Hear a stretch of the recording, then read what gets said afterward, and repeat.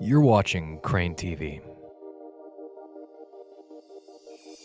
They say there's nothing original under the sun, but let's be honest with ourselves. Some ideas are more original than others.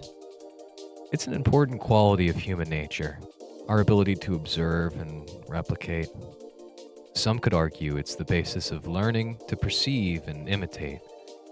The origin of the age-old adage, monkey see, monkey do. Still, we have an uncanny ability to innovate and an inexplainable need to express ourselves. A very bored and creative caveman found a way to render the stories he wanted to tell against the rock walls of our collective cradle. Likely from the stories and oral traditions of his ancestors, eventually newer mediums were invented. Stories turned to song, song turned to music. Music got played on the radio, and MTV. Then, the peak of human development. Crazy Frog.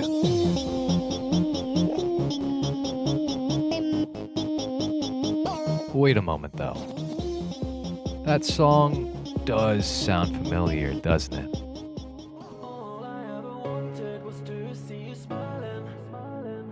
As it turns out, the answer may lay in early 20th century jazz.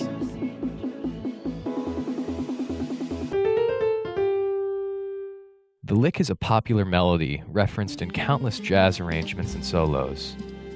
The origins and first recordings of the lick are not very clear, but some of the earliest cited examples date back as far as 1910. But what does this have to do with Europop?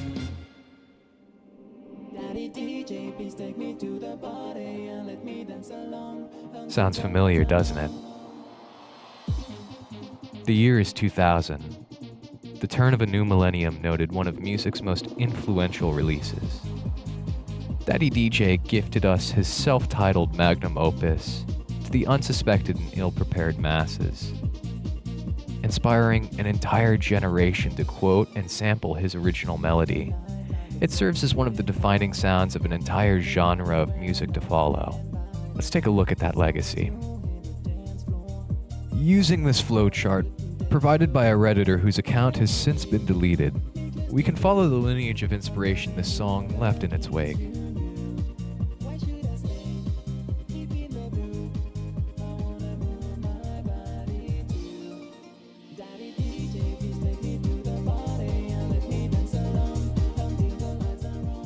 Sweden, 2006.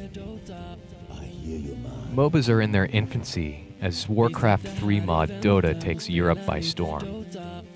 Fueled by Ball's energy drink and late nights spent at dingy LAN parties, Swedish composer Bass Hunter contributed his part to the legacy of Daddy DJ.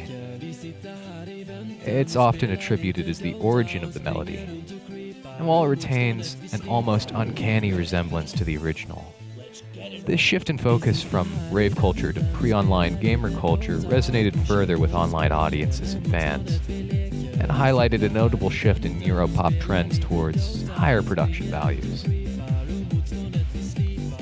As those production values soared, a growing demand for Europop in American and global audiences grew, with other popular tracks of the era like Caramel Dancin', Cotton Eye Joe, and Alice DJ's Better Off Alone. Seeing an opportunity to capitalize on this monumental gold rush, he released the song again in English, this time taking a more universal theme and tone than the niche original about gaming. All I Ever Wanted seems to show more clear signs of influence from the record label and production staff. Sources say that years later, the song regained its popularity with the help of Brazilian stripper Ricardo Milos.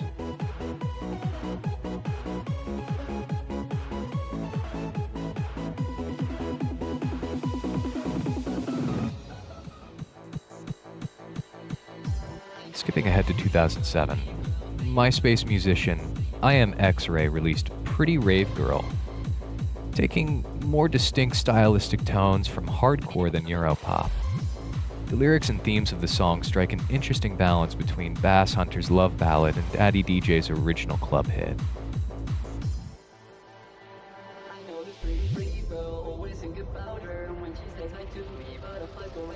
Oh, and by the way, if you believed me when I said the song was actually by I Am X-Ray, you're not alone.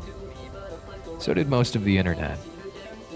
The song was incorrectly attributed to an artist that doesn't even exist. In reality, Australian composer DJ S3RL released what many consider to be the most widely known version of the melody. While S3RL's version of the song got major traction under a different name, he released an updated version of the track in 2010.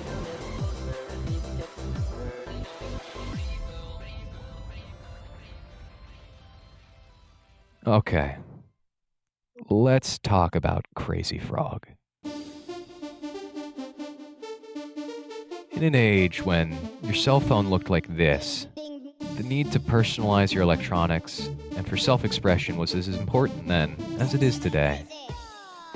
Originally known as The Annoying Thing, Crazy Frog is a CGI animated character originally created to advertise for ringtone provider Jamba. This is notable because it sets precedent to argue that Crazy Frog was the second VTuber ever. Swedish composer DJ Crazy Frog went on to form an entire musical identity off the back of a single sample of a man attempting to replicate the sound of a two-stroke engine. In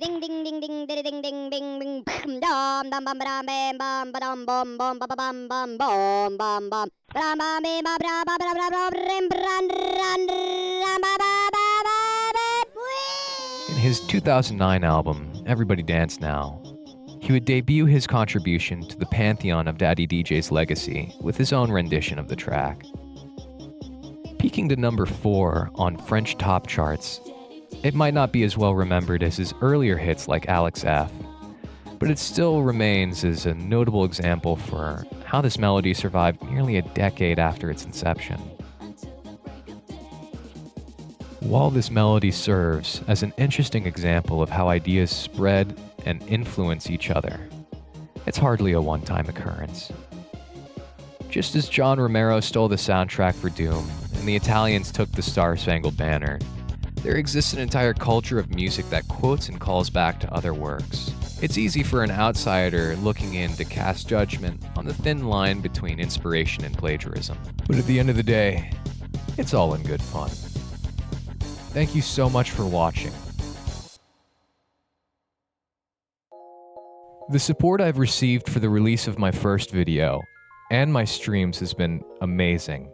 It really does mean the world to me that all of you are willing to watch this content. I hope to bring you more of it here soon. You can catch up with my other content on my YouTube channel.